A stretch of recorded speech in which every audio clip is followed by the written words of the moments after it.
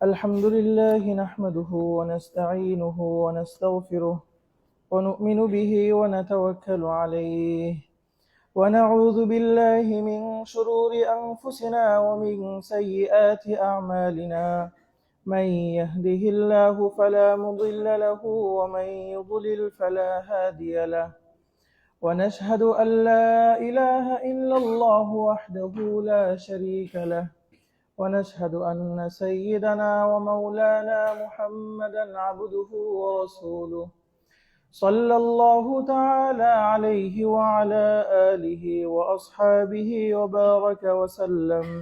وبارك وسلم تسليما كثيرا كثيرا أما بعد فأعوذ بالله من الشيطان الرجيم بسم الله الرحمن الرحيم قل هل يستوي الذين يعلمون والذين لا يعلمون وقال رسول الله صلى الله عليه وسلم من يرد الله به خيرا يفقهه في الدين أو كما قال عليه رسول الله صلى الله عليه وسلم الحمد لله সর্বপ্রথম আল্লাহ তাআলার দরবারে কোটি কোটি শুকরিয়া যে আল্লাহ তাআলা আমাদেরকে বাছাই করে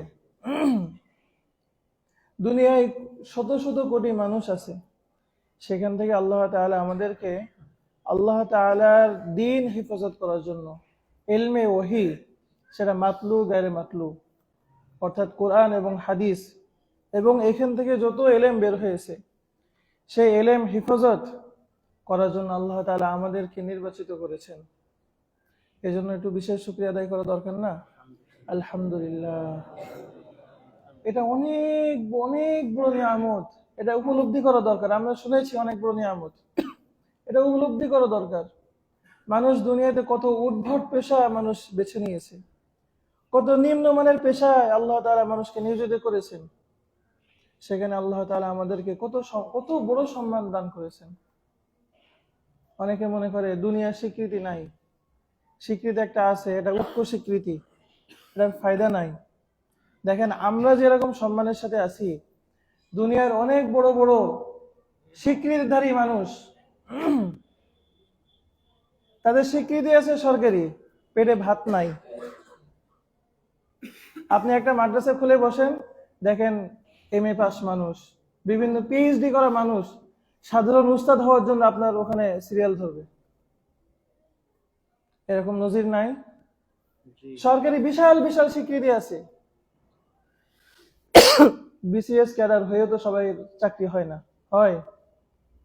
চাকরি হয় না। তো আল্লাহ তাআলা আমাদেরকে কিন্তু অনেক নিয়ামত দান করেছেন, এটা আমাদের কিন্তু বুঝতে হবে, উপলব্ধি করতে হবে। এই আত্ম উপলব্ধি যদি আমাদের না হয়, তাহলে কিন্তু আমরা নিজেদের পরিচয় আমরা পাবো না। আর নিজেদের পরিচয় না পেলে আমরা সবসময় হীনমন্যতার মধ্যে থাকব। এবং এটা মনে রাখবেন যে একটা মানুষের মধ্যে যদি হীনমন্যতা থাকে, সে নিজের পরিচয় যদি তার কাছে না থাকে, তাহলে কিন্তু তার যে বিকাশ, তার যে আত্মবিকাশ, এটা হয় না। তার মধ্যে যে প্রতিভা আছে, সেই প্রতিভা কখনোই সেটা জাগ্রত হয় না, এবং সেই প্রতিভা অনুযায়ী সে নিজেকে গড়তেও পারে না। এই জন্য আমাদেরকে হীনমন্যতা দূর করে আমাদেরকে একেবারেই একটা আত্মবিশ্বাসী হতে হবে। আমাদেরকে কি হতে হবে? আত্মবিশ্বাসী হতে হবে। দেখেন যারা মেহনত করে বড় আলেম হয়, আল্লাহ তাআলা তো বলেছেন যে কুল হাল ইয়াস্তাউইল্লাযীনা ইয়ালামুনা ওয়াল্লাযীনা লা ইয়ালামুন। দেখেন শুধু কওমি মাদ্রাসায় ভর্তি হলেই কিন্তু ইয়ালামুন হয় না, হয় দাওরা হাদিস ইফতা পড়েও কত জাহেল বের হয় কিনা।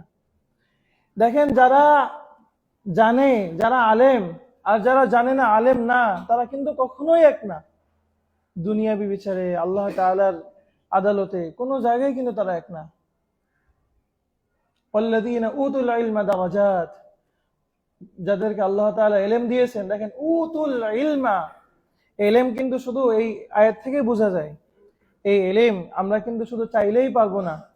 উতু আল্লাহ তাআলার পক্ষ থেকে দেওয়া হবে। উতু মানে কি? মানুষ অর্জন করতে পারবে নাকি আল্লাহ তাআলার পক্ষ থেকে তাদেরকে দেওয়া হবে? উতুল ইলমা, আল্লাহ তাআলার পক্ষ থেকে যাদেরকে এই ইলমে ওহী দান করা হয়েছে, আল্লাহ তাআলা তাদেরকে দারাজাত, অনেক অনেক মর্তবা আল্লাহ তাআলা দান করেছেন। বলেন সুবহানাল্লাহ। এরপরে নবী করিম সাল্লাল্লাহু আলাইহি ওয়াসাল্লাম ইরশাদ করেন, মান সালাকা তরিকান ইয়ালতামিসু ফীহি ইলমা, কোন বান্দা যদি ইলমে দ্বীন অর্জনের জন্য কোন রাস্তায় চলে, সাহালাল্লাহু লাহু বিহি তরিকান ইলাল জান্নাহ, আল্লাহ তাআলা এর বিনিময় স্বরূপ জান্নাতের রাস্তা সহজ করে দিবেন। বলেন তো সেই পরকালে আমরা কি এটা চাই না? সেই নিয়ামত জান্নাতকে আমরা চাই না? বলেন।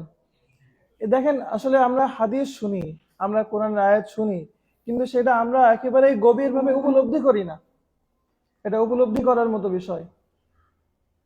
এবং আল্লাহ তাআলা এই ইলম তাকেই আল্লাহ তাআলা দেন যার প্রতি আল্লাহ তাআলা খায়রের ফয়সালা করেন, যার প্রতি আল্লাহ তাআলা ভালো চান, তাকেই আল্লাহ তাআলা এই কি করেন, ইলমে ওহীর গভীরতা, গভীর ইলম আল্লাহ তাআলা শুধু তাকেই দান করেন। এজন্য এটা যে কত বড় মর্যাদার, এটা আপনারা বুঝবেন না।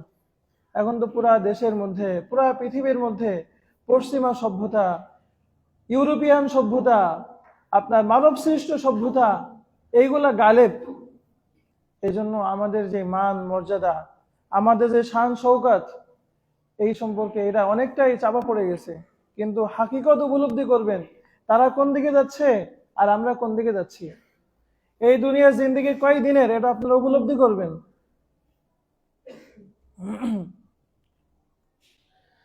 আল্লাহ, একটা হাদিস আমি শোনাই, মুসলিম শরীফের হাদিস। এখান থেকে একটা জ্যামিতিক ব্যাখ্যা আমি দিব। আচ্ছা, আজকের যে আলোচনা সেটা সূচি বলি, 4টা পয়েন্টের পর আলোচনা করব। কয়টা পয়েন্ট? 4টা পয়েন্ট। একটা হলো ইবাদত সংশ্লিষ্ট, আরেকটা হলো আপনাদের মানসিকতা এই সংশ্লিষ্ট, আরেকটা হলো আপনাদের পড়ার টেকনিক সংশ্লিষ্ট, আর চতুর্থ আলোচনা হলো যে আপনাদের স্বাস্থ্য সংশ্লিষ্ট। প্রত্যেকটা খুব গুরুত্বপূর্ণ না? তো 4টা পয়েন্টের পরে কথা বলবো। এর আগে আমরা একটা হিসাব আপনাদেরকে দিব। কি দিব? আপনাদের যে মর্যাদা কি পরিমাণ, এটার একটা ছোট্ট হিসাব আমি আপনাদেরকে দিব। আল্লাহ, রাসূল করিম সাল্লাল্লাহু আলাইহি ওয়াসাল্লাম ইরশাদ করেন, ইযা মাতাল ইনসান, মানুষ যখন মারা যায়, আমরা কি একদিন মারা যাব না? না, সারা জীবন জীবিত থাকবো? অবশ্যই। কুল্লু নাফসিন যায়িকাতুল মাউত লা মাহালাতা, কোনো সন্দেহ নাই। কি নাই? তো ইযা মাতাল ইনসান ইনকাতা আনহু আমালু, তার সমস্ত আমল এটা বন্ধ হয় কিনা? আমল বন্ধ হয় কিনা? আপনি যে নামাজ পড়তেন, আপনি যে ইলম চর্চা করতেন, ছাত্রদেরকে পড়াতেন, সব বন্ধ হয়ে যাবে কিনা? আপনার রোজা রাখা, আপনার জিকির করা, সব তো বন্ধ হয়ে যাবে। ইল্লা মিন সালাসা, তবে 3টা আমল বন্ধ হবে না। কয়টা আমল? 1 নম্বর, ইল্লা মিন সাদাকাতিন জারিয়া, কোন বান্দা যদি সদকায়ে জারিয়া করে যায়, যেমন কেউ মসজিদ নির্মাণ করলো, মাদ্রাসা নির্মাণ করলো, মসজিদ একটা লাইট দান করলো, একটা ফ্যান দান করলো, ওযুখানার একটা মোটরের ব্যবস্থা করলো, এই যা যা আছে সব আপনার জারি কিনা। অর্থাৎ প্রতি মুহূর্তে মানুষ এটার কি করে, এটা থেকে উপকৃত হয়। এরকম সদকায়ে জারিয়া, এখান থেকে মানুষ, যত মানুষ নামাজ পড়বে, যত মানুষ মাদ্রাসা ইলম শিখবে, সব একটা নেকি যে এগুলো করে গিয়েছে ওই বাণী তার আমলনামায় যুক্ত হতে থাকবে কিয়ামত পর্যন্ত। সুবহানাল্লাহ। তো আমরা যদি চিন্তা ভাবনা করি, আমাদের কিন্তু প্রত্যেকের সামর্থ্য নাই, আছে যে আমরা বিশাল একটা মসজিদ বানিয়ে দিব, একটা মাদ্রাসা বানিয়ে দিব। এই সামর্থ্য কি আমাদের সবার আছে? বলেন।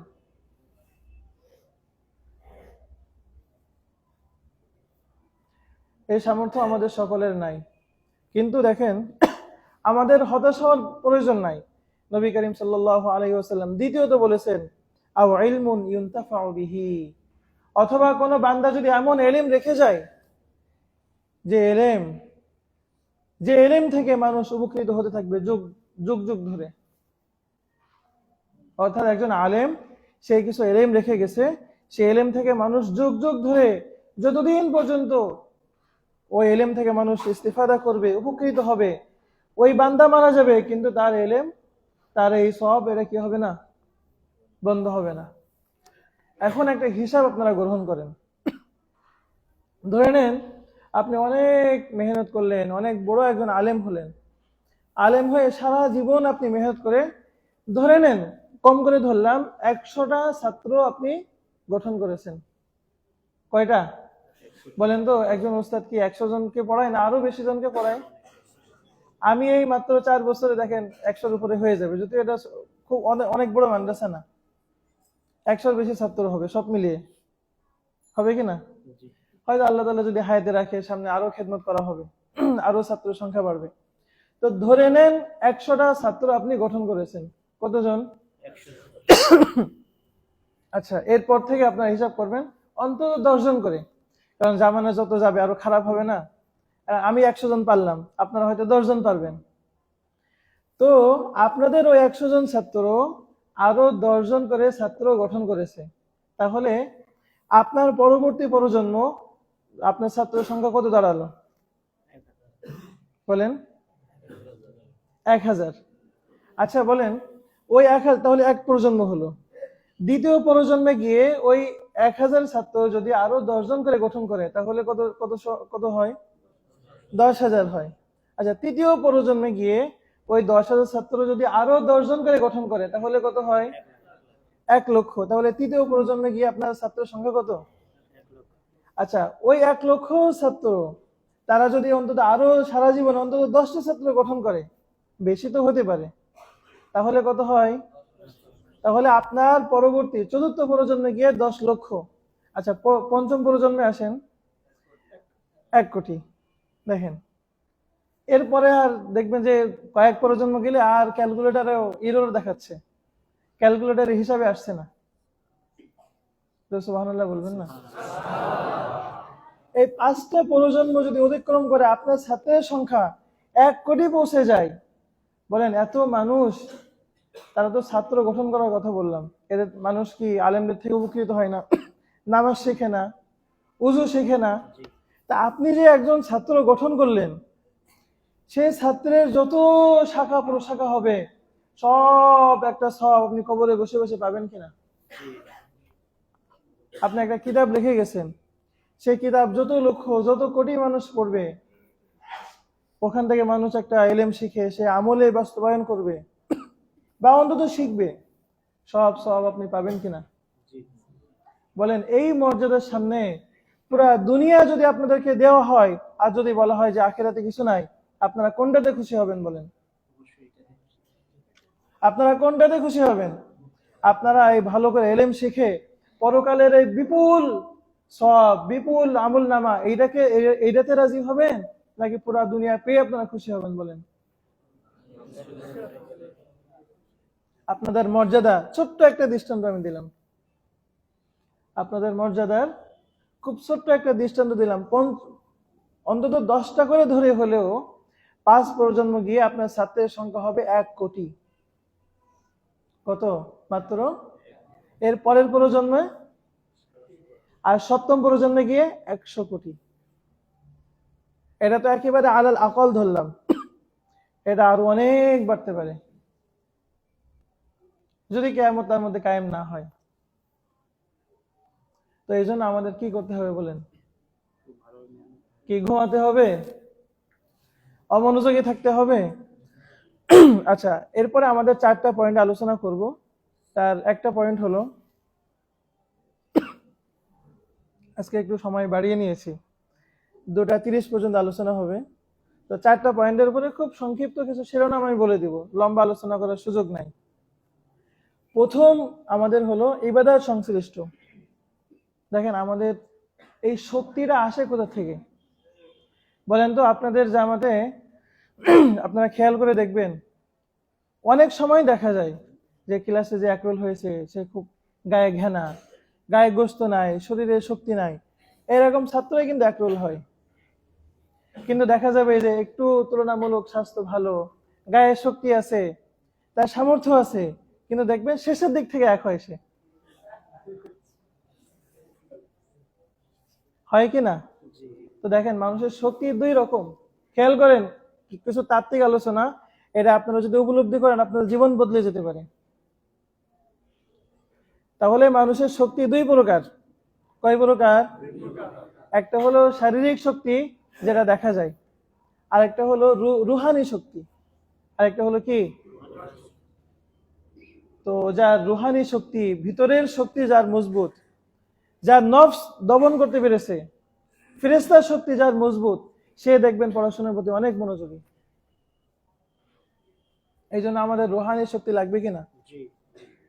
এই জন্য আমি সবাইকে একটু পরামর্শ দিব, সবাই নামাজ পড়েন না? নামাজ তো আমরা মসজিদে আসতেই হয়, নাকি রুমে থাকার সুযোগ আছে বলেন? মসজিদে তো আমাদের আসতেই হয়। আপনারা খুব মনোযোগ সহকারে নামাজ পড়বেন। নামাজে যখন দাঁড়াবেন, পুরা দুনিয়া থেকে আপনি বিচ্ছিন্ন হয়ে যাবেন। দেখবেন এই নামাজ আপনার রুহানি শক্তি এতটা বাড়িয়ে দিবে, আপনার পুরা লেভেল পাল্টে যাবে। বিশ্বাস করে দেখেন, আমি বলে দিলাম, আমার এই কথা অনলাইনেও যাচ্ছে লাইভ। আপনি একটু মনোযোগ সহকারে নামাজ পড়েন, একেবারে নামাজে যখন আল্লাহু আকবার বলে দাঁড়াবেন, একেবারে আপনি পুরা দুনিয়া থেকে বিচ্ছিন্ন হয়ে যান। এরপরে নামাজ শেষ করেন, পুরা সময়টা ওই যে সল্লি, যে আল্লাহ তাআলা আমাকে দেখছেন, আমি আল্লাহ তাআলাকে দেখছি, প্রথম উপলব্ধি কি? কান্নাকা তারাহু, যে এমন ভাবে নামাজ পড়ো কেমন যেন তুমি আল্লাহ তাআলাকে দেখছো।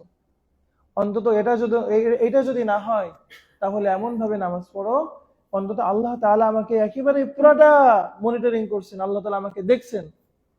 এই উপলব্ধি নিয়ে আপনি নামাজ শুরু থেকে শেষ পর্যন্ত পড়েন।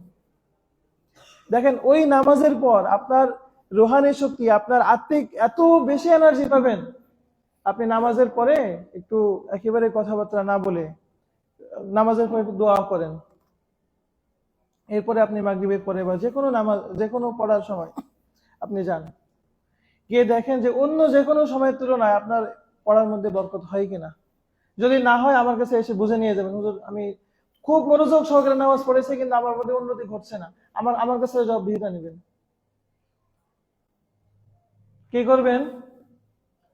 অত্যন্ত মনোযোগ সহকারে নামাজ পড়বেন, নামাজে দাঁড়াবেন, পুরো দুনিয়া থেকে বিচ্ছিন্ন হয়ে যাবেন। হয়তো এমন উপলব্ধি করবেন যে আমি আল্লাহ তাআলাকে দেখছি। অন্তত এটা যদি না হয় তো এটা ভাববেন যে আল্লাহ তাআলা আমাকে দেখছে।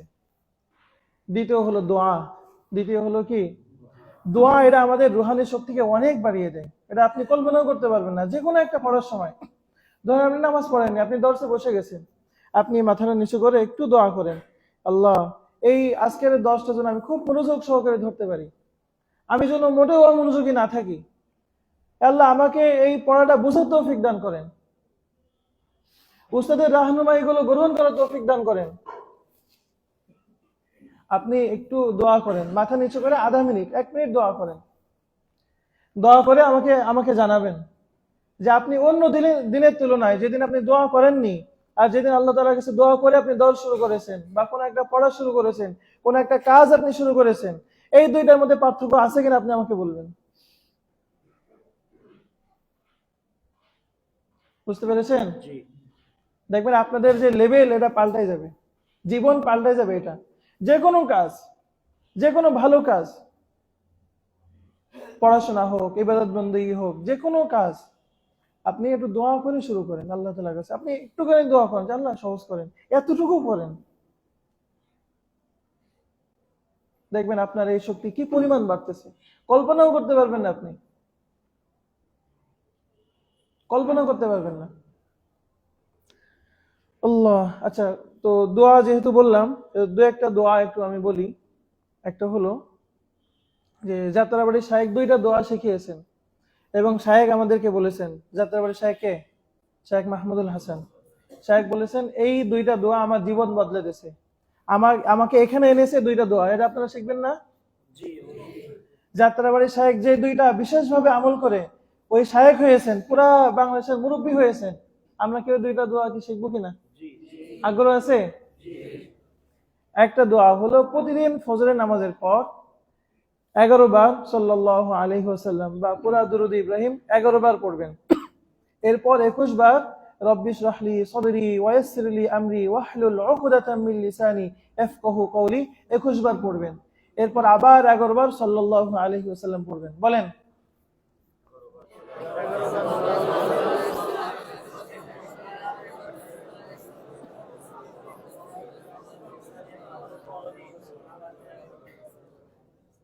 ঠিক আছে? তো এটা একটা আমল। দ্বিতীয় আমল হলো প্রতি ফরজ নামাজের পর আপনারা একটা দোয়া পড়বেন। অনেক দোয়া তো পড়া যায়, তো এটা কোরআন হাদিসে আমি পাইনি, এবং সব দোয়া যে কোরআন হাদিসে থাকতে হবে এটাও কিন্তু জরুরি না।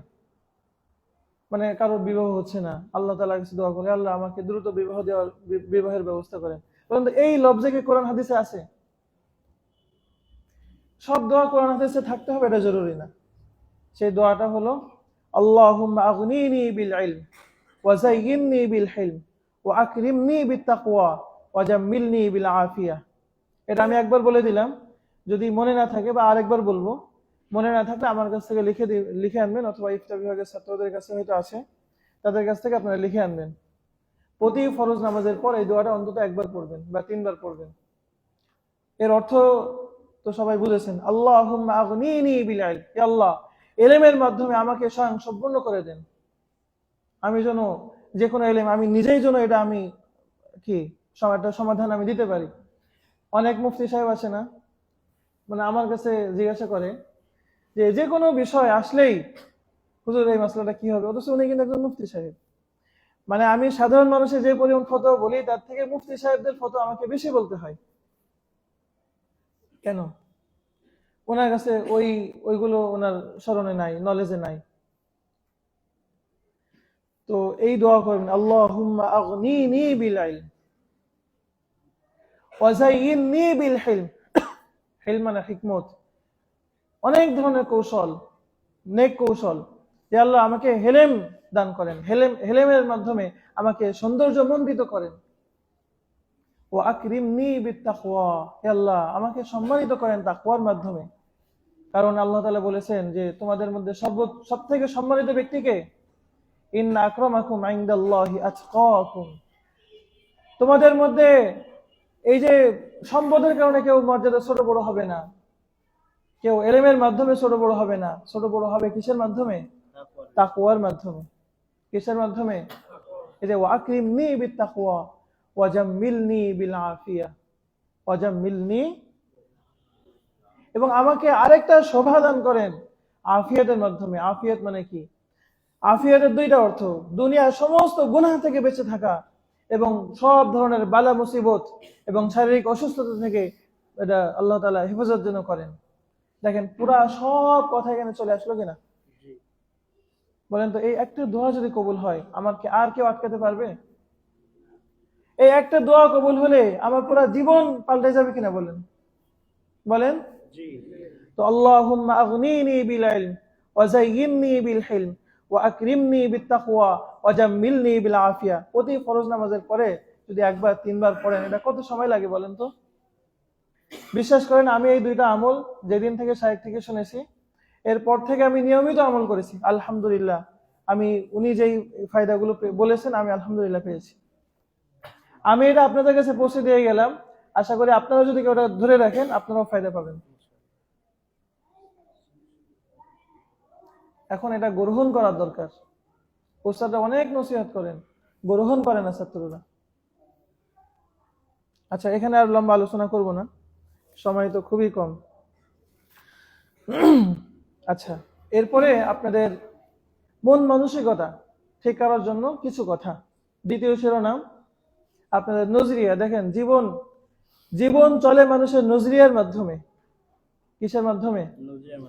যেমন দেখেন একজন ছাত্র উনি ভাবে যে আমি পড়াশোনা বেশি করে কি হবে, বাবার অনেক সম্পদ আছে, হয়তো ব্যবসা বাণিজ্য করে আমি দুনিয়াবি একজন মানুষ হব, এটা তার নজরিয়া।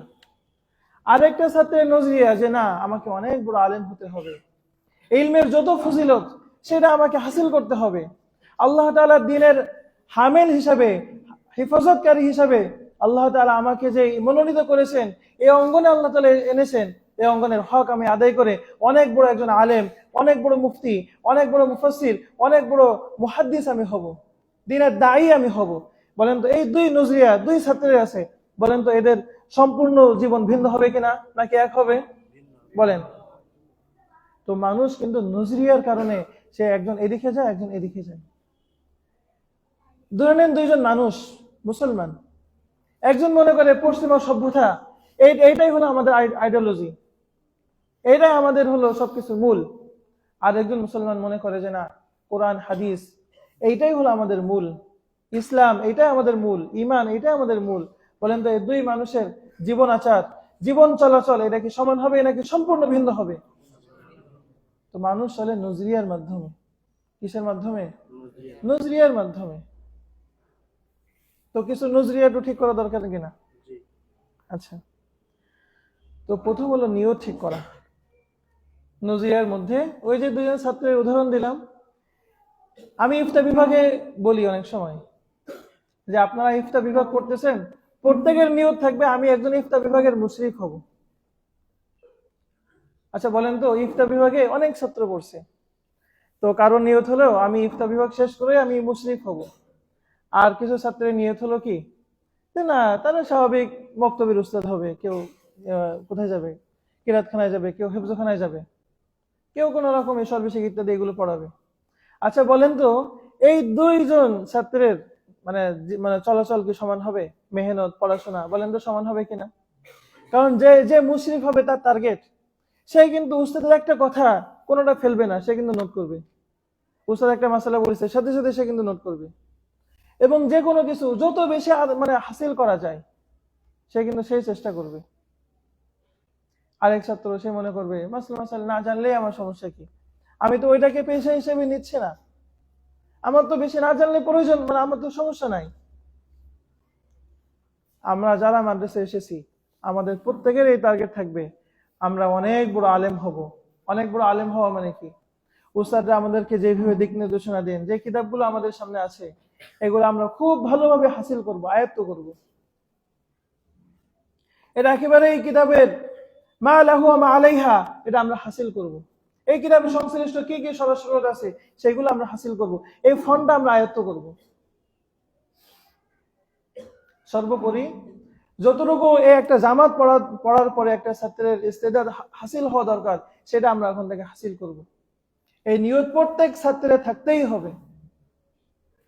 ভবিষ্যতে আপনি ব্যবসায়ী হন, কোনো সমস্যা নাই, আমরা এটাকে সাধুবাদ জানাই, আপনি একজন সৎ ব্যবসায়ী হন। কিন্তু আপনি যতদিন মাদ্রাসায় আছেন, এই পড়াশোনা করছেন, আপনার ওই সময়টা কেন নষ্ট করবেন আপনি? তো প্রথম হলো কি, নিয়ত সহি করতে হবে।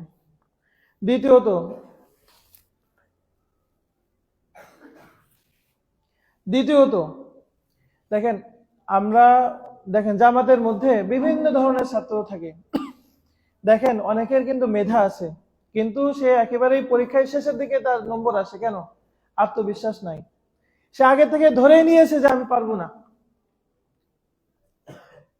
মনে করেন যে কেউ যদি খেলার ময়দানে নামে, আগের থেকে যদি মনে করে যে প্রতিপক্ষ সে অনেক শক্তিশালী, আমরা পারবো না, বলেন সে তাদের মাধ্যমে কখনোই বিজয়ী হওয়া সম্ভব? এই জন্য এই হীনমন্যতা আমাদের মধ্যে রাখা যাবে না। সাহস এবং আত্মবিশ্বাস আমাদের প্রত্যেকের লাগবে। প্রত্যেকের এটা ধারণা থাকতে হবে আমি পারবোই পারবো। বলেন তো এইটাও কিন্তু একটা নজরিয়া, একটা ছাত্রের নজরিয়া আমি পারবোই, যে কোনো ভাবে আমি আদায় করে নিব। পড়া হয় না, পারি না, আমি দেখে ছাড়বো আমি কিভাবে পারি না। আরেকটা ছাত্র মনে করে যে না, আসলে আমার দিয়ে হবে না, অন্তত আর দুনিয়া যাই হোক পড়াশোনা আমার মাধ্যমে হবে না। বলেন তো এই দুইটা ছাত্রের কি সমান হবে না ভিন্ন হবে? বলেন সমান হবে নাকি ভিন্ন হবে? অবশ্যই অবশ্যই ভিন্ন হবে। এই জন্য আমরা কোন নজরিয়ার ছাত্র হব? আত্মবিশ্বাসী হব নাকি হীনমন্য হব? আত্মবিশ্বাস কিন্তু অনেক বড় জিনিস। আত্মবিশ্বাস অনেক বড় জিনিস। আত্মবিশ্বাস যদি না আসে আপনি পারবেন না, আপনার দিয়ে হবেই না কিছু। কারণ আপনি তো খেলতে নামার আগে আপনি তো হেরে গেছেন। এই জন্য আমাদের প্রত্যেকের আত্মবিশ্বাস থাকবে আমি কেন পারবো না। আল্লাহ তাআলা আমাকে কি বেহুদা হিসেবে সৃষ্টি করেছেন? আমাকে তো আল্লাহ তাআলা আশরাফুল মাখলুকাত হিসেবে সৃষ্টি করেছেন। আমার মধ্যে পারার সে যোগ্যতা আছে, আমি কেন পারবো না? আচ্ছা, দ্বিতীয় কথা, এখানে অনেক কথা আছে, এখন সবকিছু বলার সময় নাই। আপনারা অবশ্যই প্রত্যেকে মুরব্বীর সাথে পরামর্শ করে চলার চেষ্টা করবেন। আত্মবিশ্বাস ইত্যাদি থাকলেও জীবনে চলার পথে পারিবারিক পেরেশানি, আপনার নিজের কোনো হয়তো ফিকরি পেরেশানি, নানান ধরনের পেরেশানি আপনার আসতে পারে। তো সেই পেরেশানি আসলে আপনার একটা নির্দিষ্ট একটা উস্তাদ আপনার থাকতে হবে, যার কাছে এগুলো আপনি শেয়ার করতে পারেন। শেয়ার করে তার সাথে আপনি একটু সুখ দুঃখ আপনি ভাগাভাগি করতে পারেন।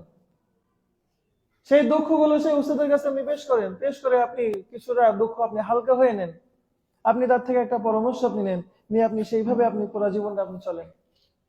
এই জন্য মুরব্বী আপনার থাকতে হবে। এরপরে মানুষ দুই ধরনের হয়, ইতিবাচক মানসিকতার আর একটা হলো নেতিবাচক মানসিকতার। তো আপনারা সকলে ইতিবাচক হবেন, যে কোনো কিছুতে একটা ভালো কিছু বের করে আনার চেষ্টা করবেন, নেতিবাচক হবেন না। মনে করেন যে একটু মাথা ব্যথা করছে, আপনি এইভাবে নিলেন যে আজকে আর হবে না, আমি তো পুরো শেষ। কিন্তু যারা ইতিবাচক ছাত্র থাকে তারা এগুলো এত ধার ধরে না, তারা শুয়ে শুয়েও পড়ে, অনেক অসুস্থ কিন্তু কি করে, তারা তারা যারা ইতিবাচক ছাত্র তারা তারা ভাবে যে অন্তত উস্তাদ আমি বসতে পারবো না, কিন্তু যেখানে দর্শ হচ্ছে পাশে আমি শুয়ে থাকি, শুয়ে শুয়ে অন্তত আমি কিতাব না ধরতে পারলে উস্তাদের কথাগুলো আমার কানে আসুক। এটা চাই কিনা? আর যারা নেতিবাচক মানসিকতার তারা কিভাবে, একটু মাথা ব্যথা করছে, ব্যাস আমি পুরো বাড়িতেই চলে গেলাম, এক সপ্তাহ থেকে আসলাম। আমি কোনো একদিন হয়তো আপনাদেরকে বলেছি, আপনি যদি বড় আলেম হতে পারেন তাহলে আপনি পেরেছেন, আর যদি না পারেন তাহলে আপনি পারেননি। এই দুইটা মাঝখানে কিন্তু আর কিছু নাই, কোনো ওজোর নাই। মনে করেন আপনি সারা জীবন পুরা ছাত্র জীবন আপনি হসপিটালের বেডে কাটিয়েছেন, বলেন এটা ওজোর কিনা, মাকুলি ওজোর কিনা? আপনি ভালো করে এলেম শিখতে পারেননি, কোন মাদ্রাসাওয়ালা আপনাকে চাকরি দিবে? তারা দেখবে আপনি পারেন নাকি পারেন না, কোন ওজোর দেখবে? আপনি যখন আপনার ছাত্রের সামনে দাঁড়াবেন বসবেন, আপনার ছাত্র দেখবে আপনি পারেন নাকি পারেন না, আপনার ওজোর আছে ওটা দেখবে না। এই জন্য এটা দুনিয়া কিন্তু খুব নির্মম, আল্লাহ তাআলা দেখবে আপনি মনে করেন যে পারেননি, অনেক ক্ষেত্রে আল্লাহ তাআলা এটা মাফ করে দিবেন, অথবা বলবেন এটা পরে করে নাও, কিন্তু দুনিয়ার মানুষ কিন্তু আপনাকে মাফ করবে না। এটা মনে রাখবেন, আপনি পেরেছেন নাকি পারেননি, দুইটা অপশন, তৃতীয় কোনো অপশন এখানে নাই। আপনি পেরেছেন নাকি আপনি বড় আলেম হয়েছেন নাকি হননি, এই দুইটাই অপশন, আর তৃতীয় কোনো অপশন নাই। হ্যাঁ পারিনি ওজোর ছিল, নাই, আপনি পারেননি। বুঝেছেন? আচ্ছা, এরপরে আপনার নিজামুল আওকাত, এটার খুব পাবন্দি করবেন। নিজামুল আওকাত এটা পুরা একটা ছাত্রের পুরা জীবনকে গুছিয়ে দেয়। নিজামুল আওকাত কিন্তু শুধু মাদ্রাসা চলাকালীন সময় না, মাদ্রাসাকালীন সময় তো বটেই, যারা ভালো ছাত্র হয় তারা ছুটিকালীন সময়গুলো কিভাবে কাটাবে, এই জন্য তারা কি করে, নিজামুল আওকাত তারা উস্তাদের কাছে বানিয়ে তারা বাড়িতে যায়।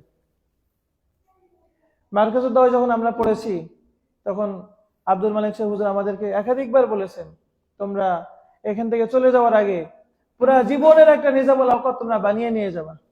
আলহামদুলিল্লাহ হুজুররাও আমাদেরকে বানিয়ে দিয়েছেন, নিজামুল আওকাত এটা বানিয়ে দিয়েছেন। বুঝতে পেরেছেন? এই জন্য নিজামুল আওকাত, আপনি ফজরের আগে কি করবেন, ফজরের নামাজের পরে কি করবেন, কখন কি করবেন, এটা পুরাটা আপনাকে গোছানো থাকতে হবে। নতুবা দেখবেন যে অনেক সময় এমন বেফায়দা কাজে সময় বেশি নষ্ট হয়ে যায়, কিন্তু জরুরি কাজে সময় পাওয়া যায় না। এই জন্য প্রত্যেকে মুরব্বী উস্তাদের কাছে গিয়ে, জামাতের নেগরান সাহেবের কাছে গিয়ে আপনারা কি করবেন। আচ্ছা, এখানে আরো অনেক কথা আছে, আরেকটা কথা বলে এই পয়েন্টটা শেষ করি, সেটা হলো মনোযোগিতা। কি, অনেক ছাত্রদের সাহস আছে, ইত্যাদি অনেক কিছুই আছে, কিন্তু পড়ার মধ্যে মনোযোগ নাই। দেখেন এই মনোযোগ মানুষের পুরো জীবনকে বদলে দেয়। মনোযোগ যদি আপনার না আসে তাহলে কিন্তু আপনি জীবনে উন্নতি করতে পারবেন না, কোনো কাজে উন্নতি করতে পারবেন না। আপনি শুধু পড়াশোনা কেন, আপনি দুনিয়াবি কোনো কাজেও আপনি উন্নতি করতে পারবেন না যদি কি না থাকে, মনোযোগ না থাকে। মনোযোগ এটা এমন বড় একটা জৌহার, এমন একটা মৌলিক উপাদান, মানুষকে পুরো একেবারে পাল্টে দেয়। একটা ছাত্র সে ধরেন একেবারেই রেজাল্টের নিচের দিক থেকে এক হতো, কিন্তু হঠাৎ তার মধ্যে একটা মনোযোগ পয়দা হয়ে গেছে, সে সব কিছুর প্রতি অনেক মনোযোগী, দেখবেন সে একেবারে টপ লেভেলে উঠে গেছে। হয় কিনা? এই জন্য মনোযোগ, যে কোনো কাজ আপনি করবেন, ওই যে নামাজ মনোযোগ দিয়ে বললাম, আপনি নামাজ যদি মনোযোগ দিয়ে করেন, আল্লাহ তাআলা অন্য জায়গায় আপনাকে মনোযোগ বৃদ্ধিতে সাহায্য করবেন ইনশাআল্লাহ। আপনি একটু প্র্যাকটিস করে দেখেন। আপনি মনোযোগ দিয়ে নামাজ পড়বেন বলেছি না, এই মনোযোগ দিয়ে নামাজ পড়লে আপনি পড়াশোনার মধ্যে মনোযোগ ধরে রাখতে পারবেন, গ্যারান্টি। বুঝতে পেরেছেন? এবং আগের যে পয়েন্ট ছিল ইবাদত সংশ্লিষ্ট, সেখানে একটা জরুরি পয়েন্ট বাদ গেছে, সেটা হলো গুনাহ মুক্ত থাকা। দেখেন আপনাদের এখানে কিন্তু গুনাহের আসবাব অনেক অনেক কম। শুধুমাত্র মিথ্যা কথা বলা, অন্যের গীবত করা এবং বদফিক্রি না করা, বাইরে গেলে বদনজরি না করা, এই নির্দিষ্ট কয়েকটা গুনাহ থেকে যদি আপনারা বাঁচতে পারেন, আপনাদের থেকে বড় আল্লাহর ওলি পুরো দুনিয়ায় নাই। এই কয়েকটা গুনাহ, বদফিক্রি, মিথ্যা বলা, এরপরে এখানে আরো দু একটা যদি যুক্ত হয়, উস্তাদের কথা অমান্য করা, বেয়াদবি করা, এইগুলো যদি থেকে আপনারা বিরত থাকতে পারেন, আমি গ্যারান্টি দিলাম, আমি আপনাদেরকে শাহাদত দিলাম, দুনিয়ার সব থেকে বড় ওলি আপনারা। ইত্তাকিল মাহারিম তাকুন আহবাদান নাস, এটা আমার সাক্ষ্য না, এটা হাদিসের সাক্ষ্য। হারাম কাজ থেকে যে ব্যক্তি বিরত থাকতে পারে সেই তো সব থেকে বড় ওলি, এর থেকে বড় ওলি দুনিয়ায় নাই। আচ্ছা, এরপরে পড়াশোনার কিছু টেকনিক, এটা জানার দরকার আছে কিনা। আমি একটা কথা খুব মজা করেই বলি,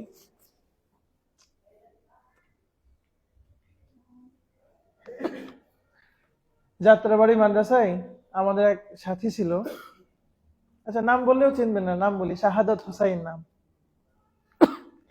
উনি মানে আমাদের বছর না, মানে যে কোনো একটা বছরে সে সাথী ছিল, অনেক বেশি মেহনত করত, এত বেশি মেহনত মানে যেটা আপনারা কল্পনাও করতে পারবেন না। মানে আমাদের মেহনত সেখানে খুব নগণ্যই মনে হতো, খুবই নগণ্য মনে হতো।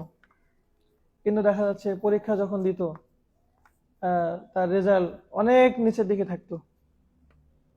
আমরাও অবাক হতাম, ভাই মানে এত আপনি মেহনত করলেন। তো আমি ওখান থেকে বুঝতাম যে সে মেহনত অনেক বেশি করে, সে পুরা দিনের মধ্যে 1-2 ঘন্টা ঘুমায়, বা এমনও দিন যায় সে অতটুকু ঘুমাতো না, এত বেশি মেহনত। কিন্তু তারপরেও ওই যে কিছু কৌশলের অভাব, এই জন্য আমাদের যাতে কৌশলের অভাবটা না থাকে। আবার অনেক ছাত্র দেখেন না, পড়ে কম কিন্তু যতটুকু পড়ে কাজে লাগে, আছে কি না? এই জন্য আমাদের কিছু কৌশল শিখতে হবে, যাতে আমরা যতটুকু পড়ি এটা যেন পুরোপুরি আমাদের কি লাগে। এই জন্য আগে আপনি তাইন করবেন। ছাত্ররা এখানে 2 প্রকার হয়, কিছু ছাত্র হয় সামাই, কিছু ছাত্র হয় কি বসরি। এই আলোচনা শুনেছেন কেউ? অর্থাৎ কিছু ছাত্র আছে দেখেন যে দেখলেই মনে থাকে, কোনো কিছু দেখে যদি পড়ে তাহলে কি তার মনে থাকে সহজে। আবার কিছু ছাত্র এমন আছে যে পড়লে মনে থাকে না, কেউ যদি আলোচনা বলে তো শুনে মনে থাকে বেশি। আপনারা মিলাই নেন, আপনাদের মধ্যেও এরকম অবশ্যই এই দুই কিসিমের ছাত্র আছে। কারো পড়লে মনে থাকে না কিন্তু শুনলে মনে থাকে, আর কারো পড়লে মানে শুনলে মনে থাকে না, যখন পড়ে তখন কি মনে থাকে। তো আপনি নিজেকে একটু তাইন করেন যে আপনার কি পড়লে মনে থাকে বেশি নাকি শুনলে মনে থাকে বেশি। আপনার যদি পড়লে বেশি মনে থাকে তো আপনি ওই পড়ার বেশি বেশি গুরুত্ব দেন। আর আপনি যদি এমন কিসিমের ছাত্র হন যেটা না আপনার শুনলেই বেশি মনে থাকে, তো আপনি পড়েন প্লাস আপনি বিভিন্ন তাকরারে আপনি খুব মনোযোগ সহকারে শুনেন, ওস্তাদের আলোচনাগুলো খুব মনোযোগ সহকারে আপনি শুনেন। এরপরে যারা বাসারি হবেন, আপনারা পড়বেন একটু হালকা আওয়াজে পড়বেন। দেখেন একটা মনোবিজ্ঞানীরা বলে যে যত বেশি অর্গান ব্যবহার করা হয়, অর্গান মানে অঙ্গ, যত বেশি অর্গান ব্যবহার করবেন আপনি পড়ার মধ্যে, আপনার মনোযোগ তত বেশি বাড়বে। আপনি যত বেশি অর্গান ব্যবহার করবেন আপনার মনোযোগ তত বাড়বে। এই জন্য কেউ যদি শুধু চোখ দিয়ে পড়ে তো একটা ব্যবহার হলো, এরপরে যদি হালকা আওয়াজে শুনিয়ে পড়ে তাহলে কি ব্যবহার হলো, এরপরে যদি আঙ্গুলটা ওখানে দেয় তাহলে আরেকটা অর্গান ওখানে ব্যবহার হলো। আপনি দেখেন, প্র্যাকটিস করে দেখেন, যত বেশি অঙ্গ আপনি ব্যবহার করবেন পড়ার কাজে আপনার মনোযোগ তত বেশি বাড়বে। এই জন্য আমি আমার দর্শের ছাত্রদেরকে বলি, যদিও সবাই অত বেশি শুনে না বা সবসময় মনেও থাকে না, এটা আপনারা করবেন যে বিশেষ করে দর্শের সময় আপনারা আঙ্গুল দিয়ে রাখবেন। যেই যেই ইবারতে উস্তাদ আলোচনা করছেন ওই ইবারতে কি করবেন, আঙ্গুল দিয়ে রাখবেন। ওই ইবারতে যদি আপনি আঙ্গুল দিয়ে রাখেন তাহলে ওটা আপনার মনোযোগ আগের থেকে আরো বাড়বে। কি হবে, আরো বাড়বে। তো সামাই নাকি বছরে এটা তাইন করবেন, হালকা আওয়াজে পড়বেন, আঙ্গুল দিয়ে পড়বেন। ওই যে বললাম মনোযোগ, তো এগুলা ওই মনোযোগ বৃদ্ধিতে আপনার কি হবে, সহযোগিতা হবে। এরপরে ক্ষিপ্রতা, একটা শিরোনাম হলো কি ক্ষিপ্রতা। দেখেন পরীক্ষার যখন আর আধা ঘন্টা বাকি, 20 মিনিট বাকি, কিন্তু এখন একটা আস্ত সোয়াল রয়ে গেছে, বলেন আপনাদের ওই সময় কি অবস্থা হয়? বলেন, অনেক বেশি কলম চলে কিনা? আপনি বলেন তো অন্য কোনো সময় কি ওই ক্ষিপ্রতা কাজ করে? তো আপনি যদি একজন কাজের মানুষ হতে চান, অনেক বড় আলেম হতে চান, আপনার ওই পরীক্ষার শেষ আধা ঘন্টা ওই ওই সময় তাসাউর আপনার সব সময় থাকতে হবে। আমাদের যা পরীক্ষার সময় ছিল, বুঝতে পেরেছেন? বলেন, ওনাদের ঈদের দিন ওই ক্ষিপ্রতা থাকতো যে ক্ষিপ্রতা ওনাদের পরীক্ষার শেষ আধা ঘন্টায় যে ক্ষিপ্রতা ওনাদের থাকতো, ঈদের দিন সকালে ওনাদের ওই ক্ষিপ্রতা থাকতো পড়াশোনার মধ্যে। এই জন্য এটা কিন্তু অনেক বড় জিনিস। আপনারা বলেন সময় পাই না, সময় পাই না। আচ্ছা আমি বলি আপনি সময় পান, আচ্ছা পরীক্ষার শেষ আধা ঘন্টায় এতগুলো আপনি লিখলেন কিভাবে? এই এই প্রশ্নের উত্তর আমাকে দিবেন। পরীক্ষার শেষ আধা ঘন্টায় আপনি একটা আস্তে সোয়াল আপনি লিখলেন কিভাবে? আপনি পারেন, আপনার মধ্যে যে প্রতিভা আছে, বিশ্বাস করেন আছে, আপনি ব্যবহার করেন না। এই জন্য ক্ষিপ্রতা আপনার লাগবে। কি লাগবে? এই ক্ষিপ্রতা আপনার লাগবে। এরপরে খোলাসা তৈরি করে করে পড়ার অভ্যাস করা। আপনি একটা বাব পড়লেন, সেই বাবের আপনি তারিফ কি, সেই বাবের মৌলিক ইখতিলাফ গুলো কি, সেগুলো জবাব মানে এগুলো দলিল কি, ওই পুরা বাবের মধ্যে কি কি মাসলা আছে মৌলিক ভাবে আমি একটু দেখেন। যে কোনো জায়গায় আনুষঙ্গিক অনেক আলোচনা থাকে এবং ওইগুলো কিন্তু কঠিন বেশি, কিন্তু মৌলিক আলোচনা কিন্তু কঠিন হয় না। মতন সহজ হয় নাকি কঠিন হয়? কঠিন হয় কোনটা? সরা কঠিন হয়। সরা ওনারা সহজ করার জন্য বলেছেন, কিন্তু সরাই কি হয়? কঠিন হয়। তা আপনি অন্তত মতনটা মনে রাখেন, মৌলিক আলোচনা আপনি মনে রাখেন, খোলাসা তৈরি করে করে পড়ার অভ্যাস করেন। আপনি লেখেন প্রয়োজনে যে কোনো কিছু, এটা এটা কিন্তু একটা মৌলিক বিষয়। খোলাসা তৈরি করে পড়ার যোগ্যতা, এটা অনেক বড় যোগ্যতা। খোলাসা তৈরি করে করে পড়ার অভ্যাস করেন। এরপরে আহমদ ঈসা সাহেব হুজুর, এই যে সিরাত মাহফিলের দিন আসছিলেন, দেখেছেন? যাত্রাবাড়ি মাদ্রাসার এখন নায়েবে মুহতামিম সাহেব হুজুর, উনি আমাদেরকে একটা বিশেষ টেকনিক শেখাতেন। সেটা হলো পিছনের পাতা উল্টানো। কি করা? আপনার সবগুলো পড়ার দরকার নাই, আপনি পিছনে যেগুলো পড়েছেন মাঝে মাঝে আপনি উল্টান, দু একটা মাসলা পড়েন, দু একটা বিষয় একটু নজর বুলান। এইটাও কিন্তু আপনার এগুলো মনে রাখতে অনেক বেশি নিয়ামকের ভূমিকা পালন করে। এটা আপনারা কল্পনাও করবেন না। এখানে অনেক বেশি সময়ও লাগে না। ধরে নেন আপনি একটা পড়া আপনি শেষ করেছেন, আরেকটা পড়া আপনি ধরবেন, এর মাঝখানে আপনি কিছু পৃষ্ঠা উল্টান। তো এখান থেকে একটা বিষয় আমি বলতে চেয়েছিলাম যে অক্ফা দিয়ে দিয়ে পড়া। ধরেন একটা কিতাব আপনি শেষ করেছেন, ধরেন হেদায়াত সালেস আপনি পড়ে শেষ করেছেন আজকের পড়া, এরপরে আপনি 5 মিনিট 7 মিনিট আপনি একটা অক্ফা দেন। ওই ওই সময়টা আপনি একটু বসেন, বসে একটু আপনি আপনি একটু ফিকির করার চেষ্টা করেন যে আমি কি পড়লাম, কি কি বিষয় পড়লাম। একটুখানি আপনি ফিকির করেন, একটু আপনি চুপচাপ বসে থাকেন। কয় মিনিট? 5 মিনিট 7 মিনিট একটু আপনি চুপচাপ বসে থাকেন। অথবা আপনি একটু বাইরে গিয়ে একটু হাঁটাহাঁটি করে আসেন, অথবা গিয়ে একটু উজু করে আসেন। এরপরে আবার আপনি পড়া শুরু করেন। দেখেন আপনার এর মধ্যে কি পরিমাণ উন্নতি হয়। টেকনিক লাগবে তো, টেকনিক ছাড়া দুনিয়ায় কিছুই হয় না। কিন্তু শুধু ছাত্র হওয়া যায় নাকি? শুধু ছাত্র হওয়া যায়, আর টেকনিক ছাড়া কৌশল ছাড়া দুনিয়ায় অন্য কিছু করা যায় না। তো এক মানে দুই কিতাবের মাঝখানে একটু অক্ষ আপনি দেন, ওই সময় আপনি একটু পিছনে পাতা উল্টাতে পারেন। পাতা উল্টানো এটা অনেক বড় একটা জিনিস। মনে রাখবেন মানুষের জেহেন, মানুষের মেধা, এটা কয় স্তর? 3টা স্তর। Short time memory, long time memory, আরেকটা হলো কি এর মাঝামাঝি। অর্থাৎ যেটা একবার আপনি দেখেন ওটা আপনার অল্প সময় মনে থাকে, ওটা আপনার শর্ট টাইম মেমোরির মধ্যে যায়। কিন্তু ওইটা যখন আর কিছু আবার দেখেন আবার দেখেন, ওইটা তখন মিডিয়াম রেঞ্জে যেটা আছে ওই মেমোরির মধ্যে যায়। এরপরে যখন ওইটা কয়েকদিন ধরে ওটা মুজাকারা হয়, তখন এটা লং টাইম মেমোরির মধ্যে ঢুকে মানুষ এটা বছর কি বছর মনে রাখতে পারে। এই জন্য পিছনের পড়া, মাঝে মাঝে একটু পাতা উল্টানো, দু একটা করে মাসালা দেখা, এটা গুরুত্ব অপরিসীম।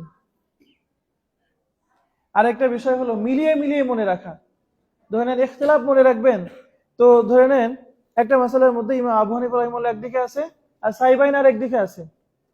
তো আরেকটা হুবহু এরকম মাসালা আছে কিন্তু মাসলা ভিন্ন, কিন্তু ইখতিলাফটা এরকম। ইমাম আবু হানিফা রাহিমাহুল্লাহ একরকম বলেছেন, সাইবাইন ওনারা আরেক রকম বলেছেন। আপনি মিলান যে ওই মাসালা যেরকম ইখতিলাফ, এই মাসালাও একই রকম ইখতিলাফ। অর্থাৎ জানা জিনিসের সাথে অজানা জিনিস মিলিয়ে মুখস্থ করা, এই মুখস্থ করে দেখেন অনেক বেশি মনে থাকবে। ধরে নেন সাহেব হেদায়ের ওফাত, এটা হলো 593 হিজরিতে। কত? তো কাজী খান রাহিমাহুল্লাহ উনি অনেক বড় ফকিহ ছিলেন, ওনার ওফাত হলো 592 হিজরিতে। তো আপনি মিলান যে সাহেবে হেদায়েত যেহেতু ওফাত আমি জানা আছে 593, তো ওনার 1 বছর আগে কাজী খান রহিমাহুল্লাহ উনি ইন্তেকাল করেছেন। বলেন এটা অনেকদিন মনে থাকবে কিনা? এইভাবে একটা জানা জিনিসের সাথে নতুন জিনিস মিলিয়ে মিলিয়ে মুখস্থ করবেন, তাহলে মুখস্থ থাকবে। এবং মুখস্থ করার জিনিস মাঝে মাঝে ওটা কি করবেন, তাস্কিরা করার চেষ্টা করবেন, তাহলে ওটা আপনার লং টাইম মেমোরির মধ্যে গিয়ে ওটা অনেকদিন মনে থাকবে, ওটা আপনি আর ভুলবেন না সহজে। বুঝা গেছে? আচ্ছা, এরপরে আরো অনেক কথা, তো আপনাদের সময় শেষ হয়ে গিয়েছে। তো আমরা মৌলিকভাবে যে আলোচনাগুলো করলাম, বাকি এখানে আমাদের চতুর্থ আলোচনা ছিল আপনাদের শারীরিক সুস্থতা সম্পর্কে, সেটা আলোচনা করার আজকে অবকাশ নাই। অন্য কোনো একটা দিন যদি আপনাদের সাথে সাক্ষাৎ হয়, কথা বলার পরিবেশ তৈরি হয়, ইনশাআল্লাহ এই আলোচনাটা ওই দিনের জন্য থাকুক। কি বলেন? এখানে একটা মৌলিক কথা বলে দিই, আমরা কিন্তু এটা খুব বেখবর থাকি। দেখেন আমাদের শরীর আছে কিনা প্রত্যেকের? এই শরীর সম্পর্কে আমাদের জানতে হবে না? নাকি আপনি অনেক বড় আলেম হয়েছেন, বিশাল মানে একদম ধামাকা পুরা বাংলাদেশের মধ্যে, কিন্তু আপনি ফারেক হওয়ার 1 বছর পরে আপনি ইন্তেকাল করলেন, মানে আপনার এলেমকে আপনি কাজে লাগাতে পারলেন? ইন্তেকাল কেন করলেন? আপনি শরীরের প্রতি চরম অবহেলা করেছেন। আপনি শরীর সম্পর্কে কোনো এলেম আপনি হাসিল করেননি, অথবা আপনি এমন অসুস্থ হয়ে গেছেন যে আপনি আর কোনো কাজ কাম আপনি অক্ষম হয়ে পড়লেন, অথবা আপনার কাজে আপনি শক্তি পান না। কেন? আপনি অসুস্থ, আপনি দুর্বল, এটা সেটা নানান কিছু। আমি তো বলেছি আপনি পেরেছেন নাকি পারেননি, দুইটা কথা, তৃতীয় কোনো কথা নাই। এই জন্য আমাদের সুস্থ থাকতে হবে কিনা বলেন তো? পরীক্ষার সময় কেউ কোনো ছাত্র যদি অসুস্থ হয়ে পড়ে, বলেন কিনা? এই জন্য যাই হোক একটা নজরিয়া বললাম, কি কাজ করলে মানুষ সুস্থ থাকে, কি কাজ করলে মানুষ অসুস্থ হয়ে পড়ে ইত্যাদি, এটা আপনারা কি করবেন, এটা আপনারা জানার চেষ্টা করবেন। আপনারা যদি সবাই এক জায়গায় হন, কোন একটা সময় বের করেন, আমি এটা এই মজলিসের তো যাই হোক, আমরা নামাজের কথা বলেছি, নামাজটা আপনারা খুব মনোযোগ সহকারে পড়বেন, ইনশাল্লাহ আপনাদের জীবন কি হবে, বদলে যাবে। তো এই মজলিসে আপনারা যা কিছু শুনেছেন, আল্লাহ তাআলা আমাদেরকে আমল করার তৌফিক দান করেন। আমার এই পুরো বক্তব্য এটা যদি লিখিত আকারে নিতে চান, আমার সাথে যোগাযোগ করবেন। ঠিক আছে? বিহামদিকা আশহাদু আল্লা ইলাহা ইল্লা আনতা আস্তাগফিরুকা ওয়া আতুবু ইলাইক।